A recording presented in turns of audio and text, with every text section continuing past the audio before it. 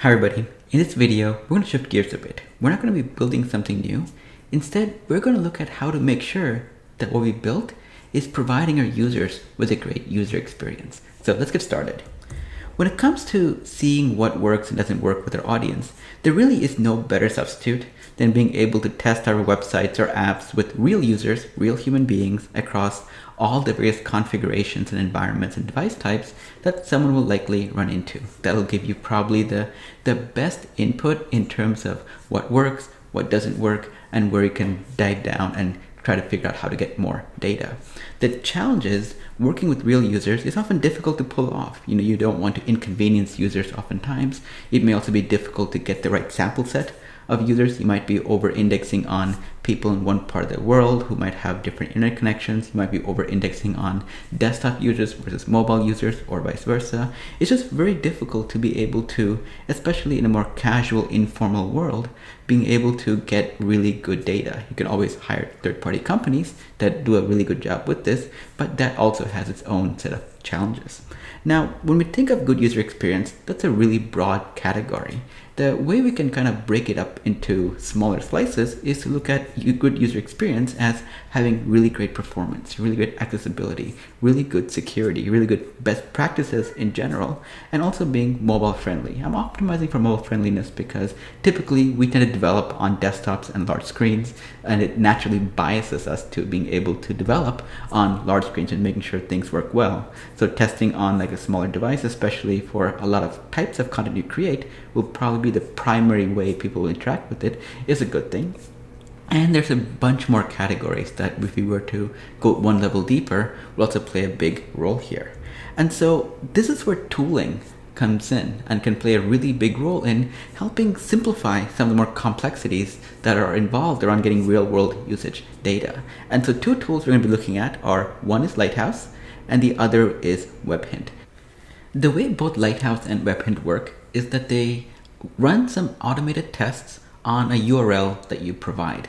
They have versions that run in your browser. They have versions that you provide a URL for, runs behind the scenes on their own servers and gets us back some details. They have great integration with a lot of tools like VS Code. So I'm going to keep it simple.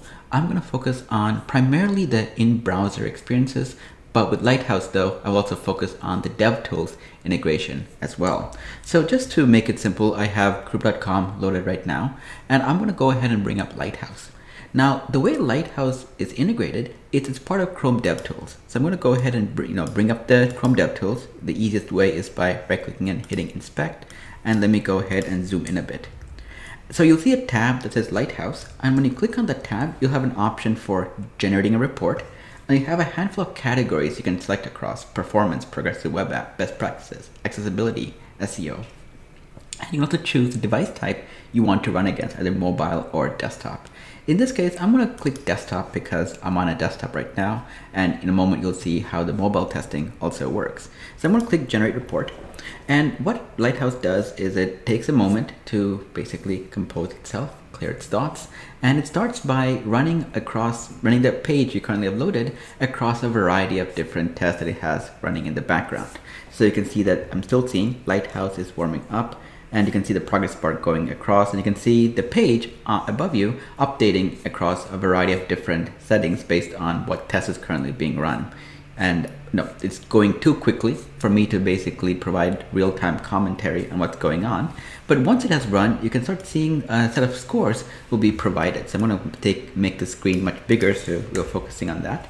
You can see performance has 100%, accessibility 96, best practices 100, and SEO 100 as well. And you can click on each of these categories to be given better detail on what exactly is happening. So here I can see what my first contentful paint looks like. Here's some trace and images on how things are loaded.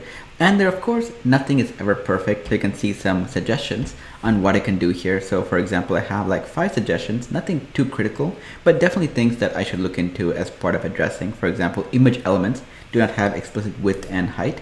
And they also kind of call out which image in particular is problematic. So it is this icon right here, which is part of the personalized capability where you can change your theming of how you're browsing the website. There's no explicit width and height, which seems surprising because I could have sworn I have done that. So let me go ahead and go here and look at my markup. Yep, I only have width specified. I do not have height. So good catch there, Lighthouse. And you can see across all the various categories what exactly is going on. Under accessibility, I don't have a perfect score because the background and foreground colors do not match. And I can see that, for example, the text here, the blue buttons for buy is, and the white background and the white text color itself does not really have a high enough contrast ratio with the blue background. So something for me to look into as part of addressing. And so you can go through and see all the various feedback that they provide and how to address them via the links that they have provided. So that is Lighthouse running as part of the DevTools. You can also run Lighthouse as part of in your browser without having anything run as well. And so just for kicks, let me switch to URL. I was running it on another page right here. So I'm currently at web.dev/measure. All these links and the URLs I'll provide in the description in the video. But what this does is it runs Lighthouse entirely within your browser without any DevTools being involved. And it runs it by default across a mobile device. So you get to see what the results would look like if you're running it in a mobile context. And it also uses a bit of data from just what Google has collected into the search results and their Chrome user experience reports to not have it be based on your current machine's capabilities. Even though they would abstracting away from it, it tends to provide a slightly more real world scenario, again, focusing on the mobile aspect of things. And so I entered my URL and I'm running the audit, and we'll see how it, what it ultimately results in. If it takes too long, I might just pause the video, cut to the description, but I'm hoping that I don't run out of words to say while the results are being calculated. And though it is concerning that it's taking a very long time, I'm hoping that it's because the website is up and running and everything is good, as opposed to anything else happening behind the scenes. So while it's loading, I can just go through and you can see the same categories you might have seen earlier in Lighthouse as in the DevTools is available here. But now you can see that the new results have arrived. You can see my accessibility score is high, my performance best practices high, my SEO is high. But my performance though, in a mobile context, is quite low, 62%. Like that is awful. Like that is not something I'd be proud of. And you can see, let me zoom in a bit, you can see that our time to interactive is 8.5 seconds. That is not good.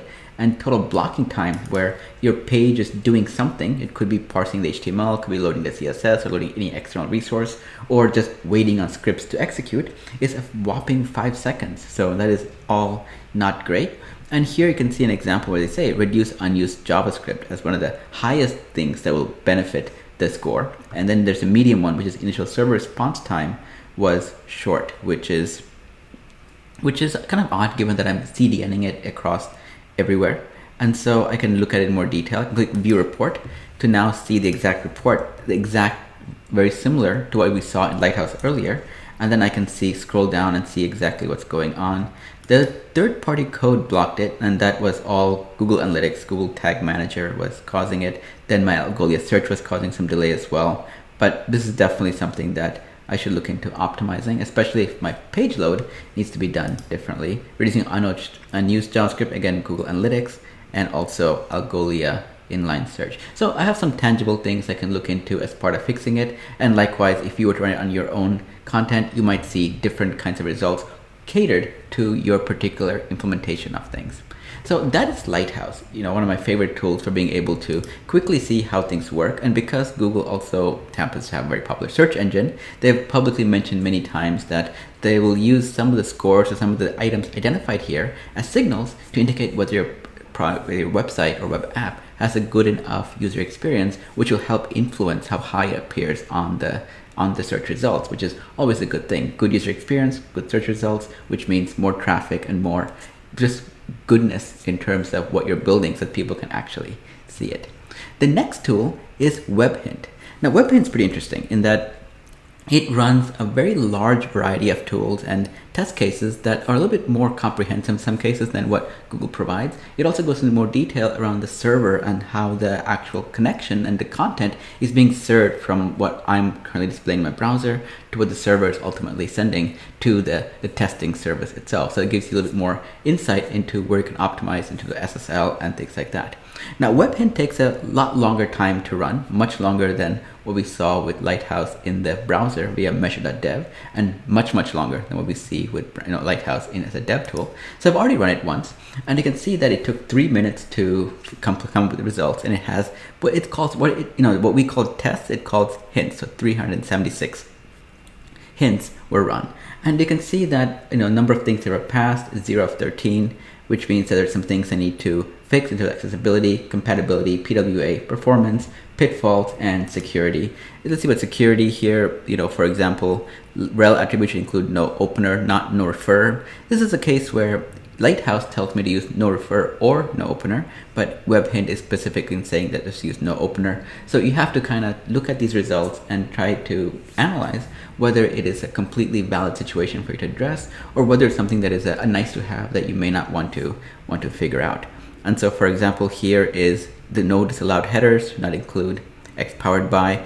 For a variety of different reasons, the web server sends a lot of data. For example, I use Plesk as the behind the scenes management tool for managing the actual web server itself, and it gives you all this information which is provided for almost every resource that is going through. Like you can look under performance, for example, you can see cache busting, but URL does not match configured patterns.